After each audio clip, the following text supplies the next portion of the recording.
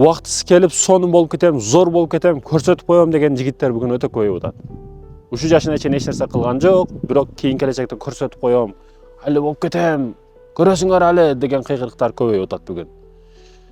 Кытайдагы эң жакшы сөздөрдүн бири эмне кылыш керек, качан кылыш керек десеңиз, кайсыл убакта кылыш керек десеңиз, азыр дейт. Бүгүн болбосо качан дегендер ийгиликке жетет. Сен эртеңге сүрбө, эртеңге таштаба.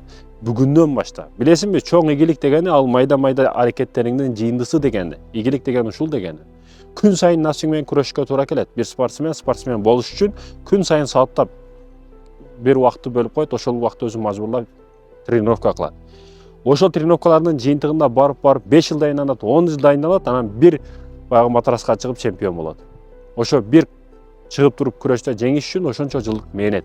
Булардын бардыгы майда-майда чогулуп келип туруп 5 жылдык эмек болуп, ошонун жыйынтыгында жеңишке жетти. Айтайын дегеним, бул бизнес жаатында, бул спорт жаатында, бул бардык жаатка тиешелүү. Сен азаздан кылып бүгүн результат көрсөтүшүң керек. Сен эртең кылам дебе, көрсөтүп коемун дебе. Болсо өзүң башкаларды көрөсүң ийгилигин, өзүң эч качан көрө албай каласың. 10 жылдан кийин кайсы креслодо көргүң келет, кайсы жерде өзүңдү көргүң келет, ошого жараша бүгүнтөн аракетиңди башла. Эч качан эртең кылам дебе. Жалкоонун эртеңи көп, панделиги көп.